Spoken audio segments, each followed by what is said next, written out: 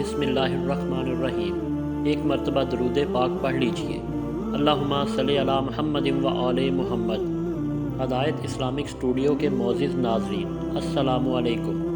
مولا علی علیہ السلام نے فرمایا، درود شریف واحد ایسی عبادت ہے جو زبان سے نکلتے ہی قبول ہو جاتی ہے۔ جھوٹے کو جھوٹ کی وجہ سے 3 مصائب پیش آتے ہیں۔ 1، اللہ تعالیٰ اس سے ناخوش ہوتا ہے۔ 2، لوگ اسے ذلیل و خوار سمجھتے ہیں۔ 3، اللہ تعالیٰ کے فرشتے بھی اس سے ناخوش ہوتے ہیں۔ انسانیت بہت بڑا خزانہ ہے، اسے لباس میں نہیں انسان میں تلاش کرو۔ جو زیادہ ہنستا ہے اس کا دل مردہ ہو جاتا ہے، اور جو زیادہ غصہ کرتا ہے وہ جلد ہلاک ہو جاتا ہے۔ عاقل اپنے کام پر اور جاہل اپنی امیدوں پر بھروسہ کرتا ہے۔ عاقل کمال چاہتا ہے اور جاہل مال چاہتا ہے۔ جو تمہارے سامنے تمہارے عیب چھپاتا ہے اور غائبانہ ظاہر کرتا ہے وہ دشمن ہے۔ جو تمہارے سامنے تمہارے عیب بتاتا ہے اور غائبانہ چھپاتا ہے وہ تمہارا دوست ہے۔ اللہ تعالیٰ کبھی 2 مخلص لوگوں کو جدا نہیں کرتا، جدا تب کرتا ہے جب دونوں میں سے کوئی ایک منافق ہو۔ اللہ کبھی مخلص سے منافق نہیں جوڑتا۔ علم تمہیں راہ دکھاتا ہے اور عقل تمہیں مقصد تک پہنچا دیتا ہے۔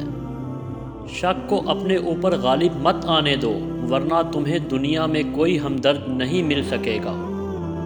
نماز چہرے کا نور ہے اور قرآن دل کا سکون ہے۔ وضو سے شکل، قرآن سے عقل اور نماز سے نسل پاک ہوتی ہے۔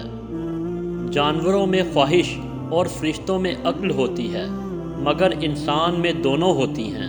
اگر وہ عقل دبا لے تو جانور، اگر خواہش دبا لے تو فرشتہ۔ مشکل ترین کام بہترین لوگوں کے حصے میں آتے ہیں، کیونکہ وہ اسے حل کرنے کی صلاحیت رکھتے ہیں۔ حضرت علی علیہ السلام نے فرمایا ہے، بے شک دنیا اور آخرت کی مثال ایسی ہے جیسے ایک شخص کی 2 بیویاں ہوں، ایک کو راضی کرتا ہے اور دوسری روٹھ جاتی ہے۔ جسے تقدیر پر یقین ہوتا ہے وہ اپنے اوپر نازل ہونے والی مصیبتوں سے نہیں گھبراتا۔ امام علی علیہ السلام نے فرمایا، جو مجھ سے سچی محبت کرتا ہے وہ مجھے 3 مقامات پر دیکھے گا۔ 1، جب روح گلے تک پہنچ جائے گی، موت کے وقت۔ 2، صراط پر سے گزرتے وقت۔ 3، حوض کوثر کے قریب۔ ان لوگوں پر اعتبار کرو جو تمہاری 3 باتیں بھانپ سکیں۔ 1، تمہاری ہنسی میں پوشیدہ درد۔ 2، تمہارے غصے میں پوشیدہ پیار۔ 3، تمہاری خاموشی میں پوشیدہ وجہ۔ جو حق سے منہ موڑتا ہے تباہ ہو جاتا ہے۔